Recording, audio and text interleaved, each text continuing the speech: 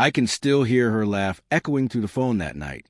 "Don't worry about me, honey," Claire said, her tone light and teasing. "Just focus on your conference. I'll be fine here." I smiled into the receiver, sitting alone in that sterile hotel room 3 hours from home. "You sure? I can always come back tonight if Ethan—" She cut me off with a gentle laugh. "I'm not a child. Go land that client. I'll see you tomorrow."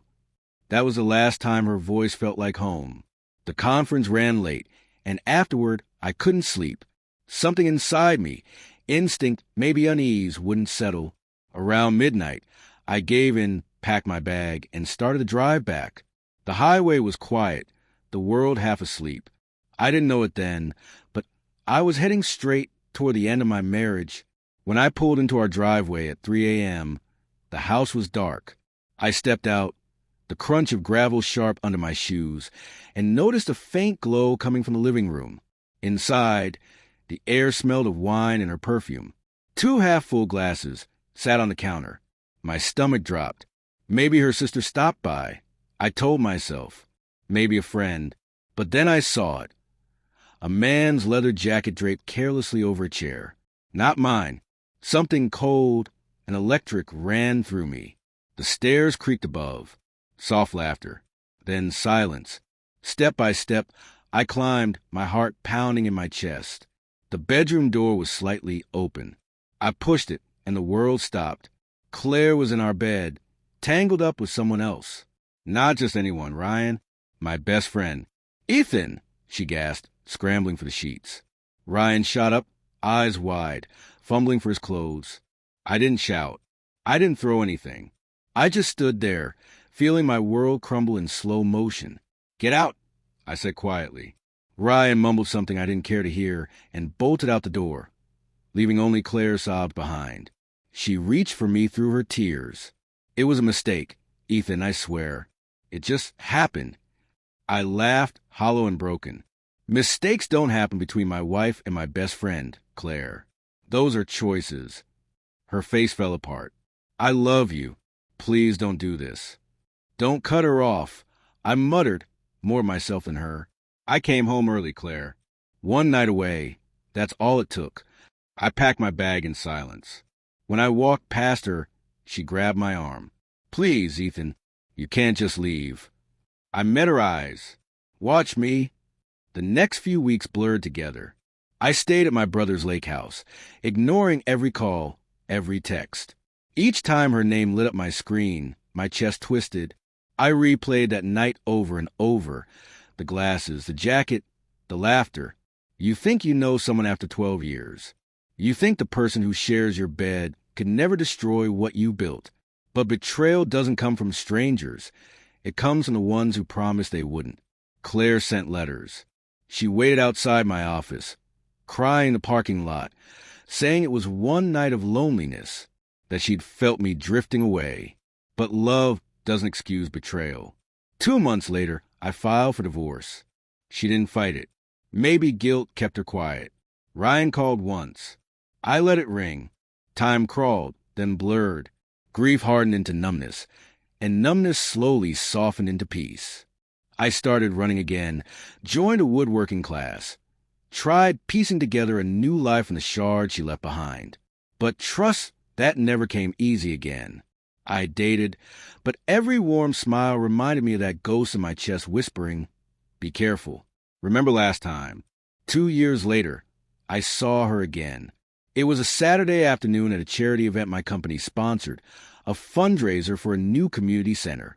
I was shaking hands, smiling for photos, when I heard a voice I hadn't heard in years. "Ethan." I turned. Claire stood a few feet away, holding brochures. She looked older, not aged, just dimmer. Her once bright hair was duller, her posture smaller, but her eyes, those familiar blue eyes, widened when they met mine. "Hi," she said softly. I nodded once. "Claire." For a moment, neither of us moved. It felt like facing a ghost from another life. "Can we talk?" she asked quietly. "Just for a minute." I hesitated, then nodded. We stepped outside, away from the noise. The wind carried the faint scent of rain. "You look good," she said. happier. I am, I replied. She looked down at her hands. I'm glad. You deserve that. Silence stretched. Then she took a shaky breath. I'm married again. Something inside me flickered. Not pain, not jealousy. Just quiet disbelief. To who? I asked. Her eyes blinked. Ryan. Ryan Miller. A bitter laugh escaped before I could stop it. So the affair turned into a marriage. Congratulations. She winced. I know how it sounds. Believe me, I didn't plan it. I just thought maybe if I could make something good out of all that pain, it would mean something. Does it? I asked softly. She looked away. No, it doesn't. Her voice trembled. He's not who I thought he was. It's like everything we did, the lies, the betrayal, poison what came after. I can't trust him. He can't trust me. We fight all the time. Tears filled her eyes. I ruined my life, Ethan. I ruined us. And for what? For something that never even lasted. I said nothing for a long time. Part of me wanted to pity her. Another part wanted to let her drown in the regret she'd earned. Finally, I spoke. You can't build a future on ashes, Claire. You and Ryan burned everything down. There's nothing left to rebuild. She nodded slowly, wiping her tears. I know. I just needed to say it out loud to you. Then she looked up, trembling. Do you hate me? I thought about it. No, I said finally. I don't hate you. I just don't recognize you anymore. That was the last time I ever saw her. A few months later, a mutual friend told me she and Ryan had split. He'd cheated on her, a cruel symmetry.